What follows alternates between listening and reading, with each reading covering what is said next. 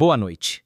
Interrompemos nossa programação para uma notícia de última hora, uma notícia que pode mudar o curso das relações em todo o nosso continente. Acabou de chegar à nossa redação e as informações ainda estão sendo apuradas minuto a minuto, mas o que temos já é explosivo. O Palácio do Planalto acaba de confirmar a autenticidade do documento que está circulando nas redes e agências de notícias internacionais há pouco mais de uma hora. Não se trata de um boato, é real. O presidente Luiz Inácio Lula da Silva enviou o que fontes diplomáticas já estão chamando de a carta definitiva ao presidente americano, Donald Trump. E o conteúdo, senhoras e senhores, é um dos mais duros, diretos e contundentes da história da diplomacia brasileira. É um confronto direto. Lula traçou uma linha vermelha no mapa das Américas e disse, com todas as letras, para os Estados Unidos não a cruzarem.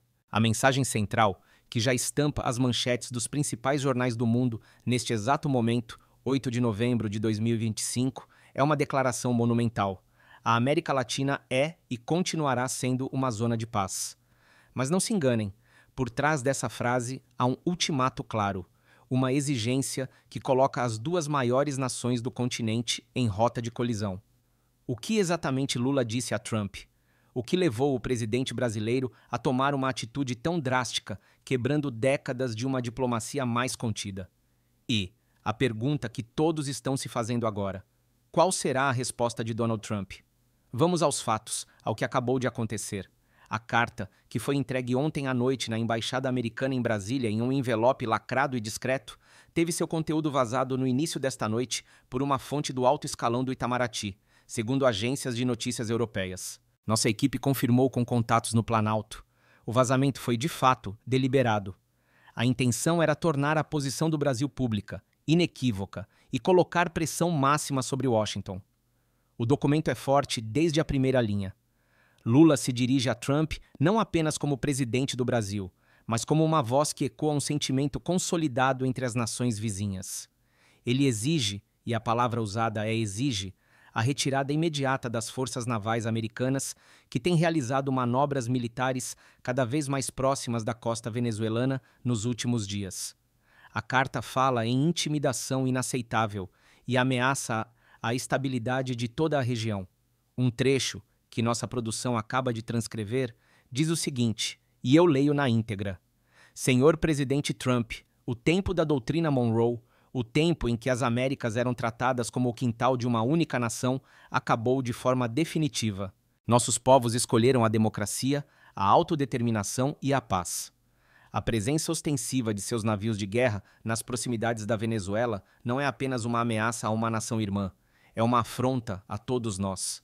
A América Latina é uma zona de paz e não permitiremos que se torne um palco para demonstrações de força e jogos de guerra. É uma linguagem que não se vê todos os dias na diplomacia. É direta, é incisiva. Mas a parte mais grave vem a seguir. Segundo a carta, o Brasil, em conjunto com outras nações-chave da região, incluindo o México e a Argentina, estabelece um prazo de 48 horas para que o governo americano anuncie publicamente o recuo de suas embarcações para águas internacionais distantes da costa sul-americana. Caso contrário, a carta adverte para consequências diplomáticas severas e coordenadas. O documento não especifica quais seriam essas consequências, mas fontes do Itamaraty, em conversas extraoficiais com nossos repórteres, falam em um pacote de medidas que vai desde a convocação de embaixadores para consulta até a suspensão de acordos de cooperação militar e uma possível ação conjunta no Conselho de Segurança da ONU. Isso é, em essência, um xeque-mate diplomático. Lula não está apenas pedindo, ele está dando um ultimato e está afirmando que não fala sozinho. Ele está se posicionando como o líder de um bloco coeso que se recusa a assistir passivamente a uma escalada de tensão em seu entorno. Mas como chegamos a este ponto? Por que agora? Para entender a gravidade desta carta, precisamos voltar alguns dias, porque essa crise não começou hoje. Ela vem sendo construída, peça por peça, ao longo da última semana, em um jogo de provocações e respostas que agora atingiu seu clímax. Tudo começou, de forma mais aguda, há exatamente 7 dias, no 1º de novembro. O Departamento do Tesouro americano, sob ordens diretas da Casa Branca, anunciou um novo pacote de sanções contra a Venezuela, mirando setores de energia e finanças. O pretexto era o de sempre: pressionar por uma transição democrática. No entanto, o que chamou a atenção foi a declaração de Donald Trump na mesma tarde. Em um comício na Flórida, ele usou um tom que não se ouvia há tempos, falando em todas as opções na mesa para restaurar a ordem em Caracas. Essa retórica, por si só, já acendeu um alerta em Brasília. O governo Lula, que tem trabalhado intensamente pela reintegração da Venezuela nos fóruns diplomáticos sul-americanos, viu ali um retrocesso perigoso. Mas o que era retórica logo se tornou uma ameaça física. No dia seguinte, 2 de novembro, o Pentágono confirmou que o porta-aviões USS George Washington, acompanhado de uma frota de destroyers e submarinos, havia sido deslocado para o Mar do Caribe para o que eles chamaram de exercícios de rotina de liberdade de navegação. Exercícios de rotina. Ninguém em Brasília, ou na Cidade do México, ou em Buenos Aires, acreditou nessa justificativa. A localização, o momento, a escala da frota, tudo indicava uma clara mensagem de intimidação. Era uma demonstração de força bruta na porta de casa. Imediatamente, o presidente venezuelano, Nicolás Maduro, foi à televisão denunciar o que chamou de provocação imperialista e colocou as forças armadas do país em alerta máximo. A tensão na fronteira aumentou, e o fantasma de um conflito militar, algo que a América do Sul não vê em grande escala há décadas, tornou-se assustadoramente real. Foi nesse momento que a diplomacia brasileira, sob o comando direto de Lula, entrou em ação. No dia 3 de novembro, uma segunda-feira tensa, o presidente brasileiro convocou uma reunião de emergência, por videoconferência, com os líderes da CELAC, a Comunidade de Estados Latino-Americanos e Caribenhos. Um detalhe importante. A CELAC é um órgão que inclui todas as nações das Américas, com exceção dos Estados Unidos e do Canadá. Foi um recado claro: este é um assunto nosso e vamos resolvê-lo entre nós. Segundo informações que obtivemos com assessores que participaram da reunião, o tom de Lula foi de urgência e união. Ele argumentou que a ameaça à Venezuela era uma ameaça a todos, um precedente perigoso que não poderia ser aceito. Se permitirmos que uma potência estrangeira dite os rumos de um de nós hoje, amanhã serão outros, teria dito o presidente. A resposta foi de apoio quase unânime. O presidente do México, Andrés Manuel López Obrador, foi um dos primeiros a se manifestar publicamente no dia seguinte, 4 de novembro, reforçando a posição brasileira e pedindo diálogo, não canhões. A chancelaria argentina emitiu uma nota na mesma linha. Estava se formando um consenso regional. Enquanto isso, a situação no Caribe só piorava. No dia 5, começaram a vazar na imprensa americana informações de fontes do Pentágono sobre a possibilidade de um bloqueio naval humanitário à Venezuela. A ideia seria inspecionar navios que entrassem e saíssem do país, sob o pretexto de impedir o tráfico de armas e drogas e, ao mesmo tempo, asfixiar economicamente o governo Maduro. Essa notícia caiu como uma bomba no Itamaraty. Um bloqueio naval é, segundo o direito internacional, um ato de guerra. A linha vermelha estava prestes a ser cruzada. Foi a gota d'água. Entre os dias 6 e 7 de novembro, Lula se dedicou a uma série de telefonemas intensos com outros líderes. Ele conversou longamente com o presidente da Colômbia, Gustavo Petro, com o presidente do Chile, Gabriel Boric, e novamente com o presidente do México. A estratégia estava sendo traçada. Era preciso dar uma resposta forte, unificada, que não deixasse margem para dúvidas sobre a posição da América Latina. A ideia da carta nasceu nessas conversas. Não seria uma nota de repúdio branda. Seria um basta.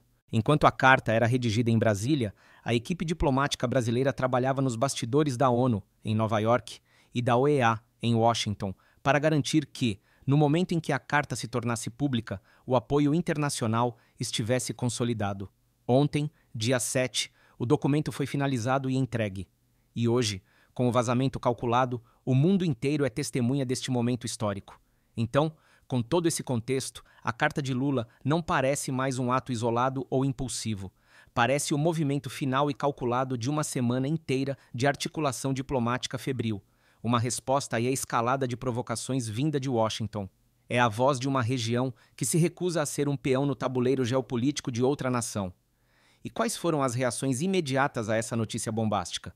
Como o mundo está respondendo a este confronto direto? As reações estão chegando a todo instante e pintam um quadro claro da divisão que essa crise está gerando. Aqui no Brasil, o apoio ao presidente Lula parece ser maciço. A hashtag Lula pela Paz e América Latina Unida dispararam nas redes sociais e estão entre os assuntos mais comentados do mundo. Políticos da base aliada, governadores, senadores e deputados estão publicando mensagens de apoio à firmeza do presidente. O ex-chanceler Celso Amorim, uma voz muito respeitada na diplomacia, acaba de declarar em uma entrevista a uma rádio que Lula resgatou a soberania da política externa brasileira e a vocação da América do Sul para a paz. Ele chamou a carta de um ato de coragem e de responsabilidade histórica. Claro, há críticas. A oposição mais à direita acusa o presidente de irresponsabilidade e de colocar o Brasil em rota de colisão com nosso maior parceiro comercial. Alguns comentaristas do mercado financeiro já preveem uma segunda-feira de instabilidade na Bolsa de Valores, temendo uma retaliação econômica por parte dos Estados Unidos. No entanto, mesmo entre alguns críticos, há um reconhecimento de que a postura de Trump foi excessivamente agressiva e que uma resposta era necessária. A questão que eles levantam é se a resposta de Lula não foi dura demais. Mas a repercussão mais importante, neste momento, vem de fora. Na Venezuela, como era de se esperar, o clima é de celebração. O governo de Nicolás Maduro emitiu um comunicado oficial há poucos minutos, agradecendo ao irmão e companheiro presidente Lula por sua defesa intransigente da soberania dos povos. Imagens de Caracas mostram manifestações populares espontâneas em frente à embaixada brasileira, com pessoas carregando bandeiras do Brasil e cartazes com o rosto de Lula. Para eles, a carta é uma tábua de salvação, uma garantia de que não estão sozinhos. No México, o secretário de Relações Exteriores convocou uma coletiva de imprensa de emergência e leu uma declaração curta e poderosa.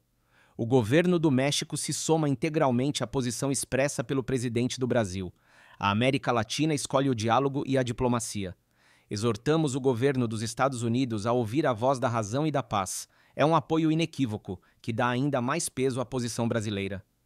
E nos Estados Unidos? O que se diz em Washington? Por enquanto, a Casa Branca está em silêncio oficial. Um porta-voz disse apenas que estão cientes da comunicação e a analisarão cuidadosamente.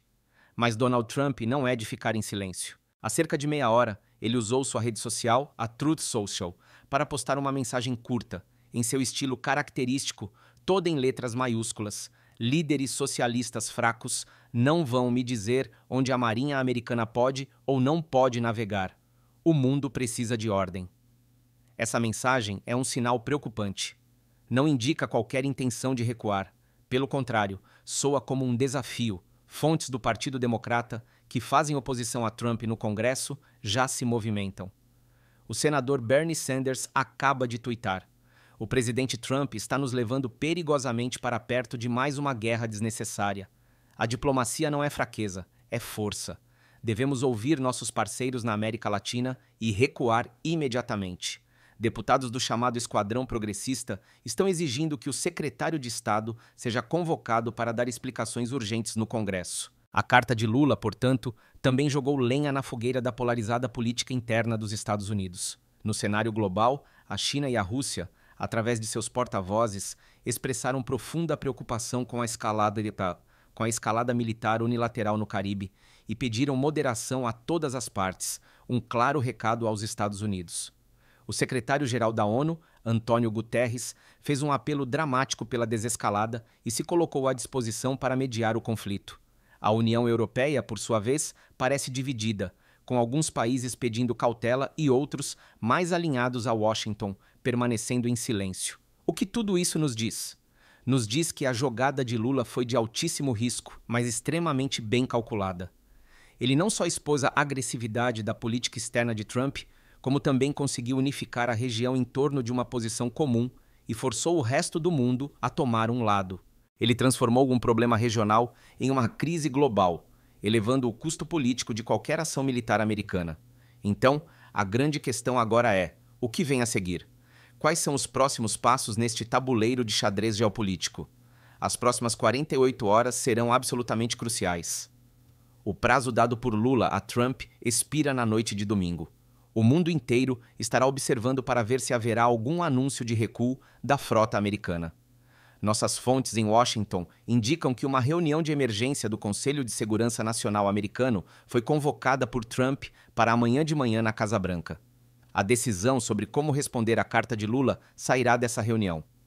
Há duas correntes principais dentro do governo americano. Os chamados falcões, mais ligados à ala dura do Pentágono, defendem que recuar seria um sinal de fraqueza e que os Estados Unidos deveriam ignorar o ultimato e talvez até intensificar as manobras.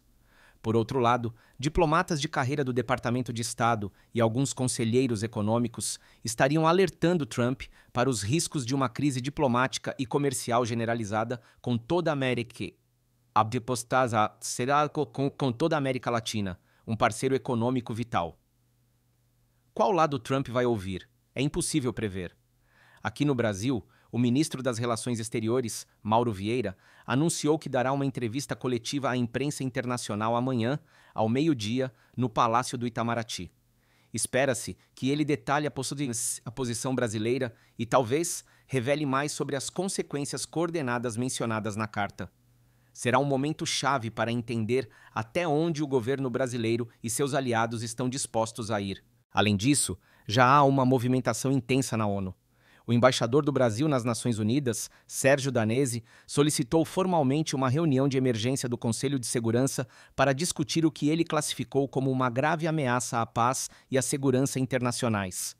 A reunião pode acontecer já na segunda-feira. O Brasil sabe que, mesmo que os Estados Unidos usem seu poder de veto para bloquear qualquer resolução, levar o caso ao Conselho de Segurança amplifica a pressão internacional sobre Washington e expõe o isolamento da posição americana. O que estamos testemunhando, portanto, é um momento definidor. É a afirmação de um novo tipo de soberania na América Latina, uma região que por muito tempo foi palco de intervenções e disputas de potências estrangeiras. A carta de Lula a Trump não é apenas sobre a Venezuela. É sobre o direito de uma região inteira de definir seu próprio destino, de resolver seus próprios problemas, sem imposições externas. É uma declaração de que a era da submissão acabou. A pergunta que fica no ar, nesta noite tensa de 8 de novembro, é se a Casa Branca entenderá a profundidade e a força desta mensagem. A decisão de Donald Trump nas próximas horas não afetará apenas a situação na Venezuela. Ela definirá a relação dos Estados Unidos com todo o hemisfério sul por uma geração. Ele pode escolher a escalada, o confronto e arriscar um isolamento sem precedentes na região. Ou pode escolher a diplomacia, o recuo e reconhecer que o mundo mudou e que a América Latina não é mais o seu quintal. Em resumo, para você que está chegando agora, o presidente Lula enviou uma carta duríssima ao presidente americano Donald Trump, exigindo a retirada de navios de guerra americanos de perto da costa da Venezuela em 48 horas e declarando a América Latina uma zona de paz. A atitude, que veio após uma semana de escalada de tensão, recebeu apoio imediato de países como México e Argentina e gerou uma crise diplomática global. Nós continuaremos acompanhando cada desdobramento desta história que está em pleno andamento. Nossas equipes em Brasília, Washington e Nova York estão de prontidão. A qualquer momento, uma nova declaração, uma nova movimentação pode mudar tudo. Continuarei a acompanhar a situação de perto e retornarei com as informações mais recentes assim que estiverem disponíveis. Obrigado por acompanhar.